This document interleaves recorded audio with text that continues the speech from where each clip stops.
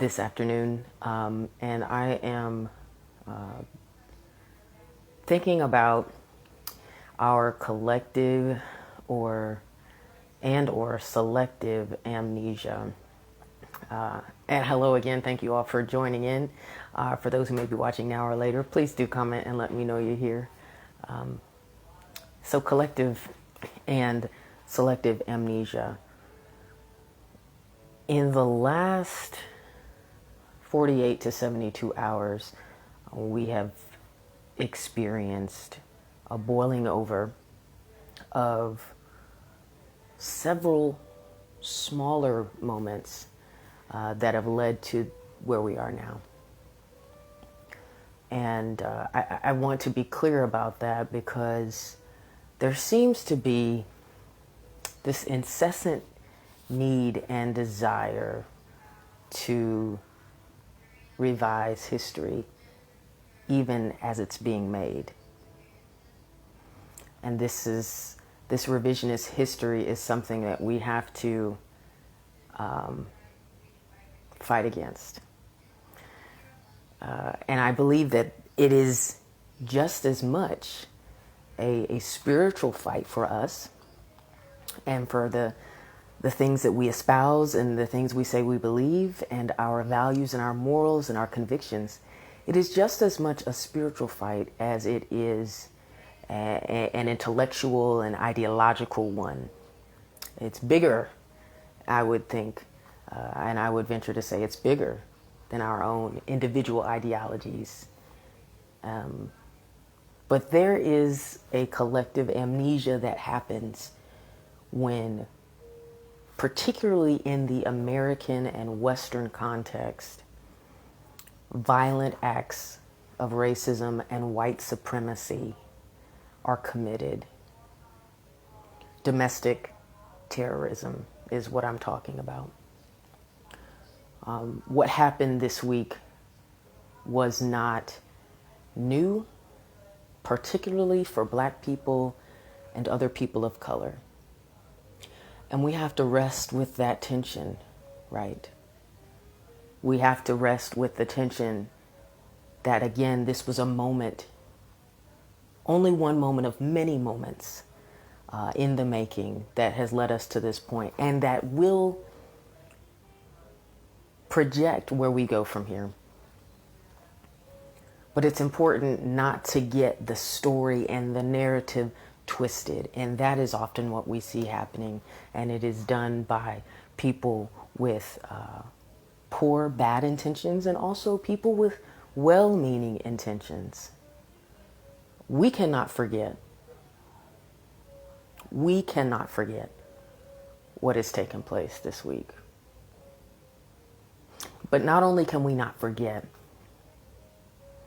we have to remember that the things that occurred and got us to this point all happened as well. That they really, truly happened. And that it is, at the heart of it, very clearly and evidently, a spiritual malformation called white supremacy that is at work in people's hearts and minds. And so I just wanted to share that because I've been thinking about how different responses and reactions, and again, the canonizing of our present day history. I mean, we made history in a lot of ways as a country this week. And we need to remember the facts and we need to remember the details and never forget.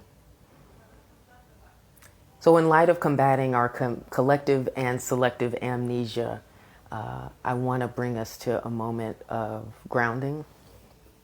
And this is a prayer from the United Nations Environmental Sabbath program that was read during their Environmental Sabbath that happens. And it's documented in this book, which I have brought before, Earth Prayers, which I'm just so grateful for this gem of a book of prayers. And this is the prayer that I would offer up to us, and grounding ourselves not only in the truth and the history of what has taken place, but also in our relationship to one another, in our relationship to our families and loved ones and friends, in our relationship with the divine, and in our relationship with the earth, who sees all and feels all and remembers everything. We have forgotten who we are. We have forgotten who we are. We have alienated ourselves from the unfolding of the cosmos. We have become estranged from the movements of the earth. We have turned our backs on the cycles of life. We have forgotten who we are. We have sought only our own security. We have exploited simply for our own ends. We have distorted our knowledge. We have abused our power. We have forgotten who we are. Now the land is barren and the waters are poisoned and the air is polluted. We have forgotten who we are. Now the forests are dying and the creatures are disappearing and humans are despairing. We have forgotten who we are. We ask forgiveness. We ask for the gift of remembering.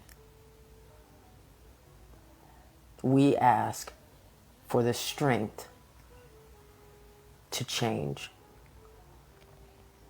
We have forgotten who we are.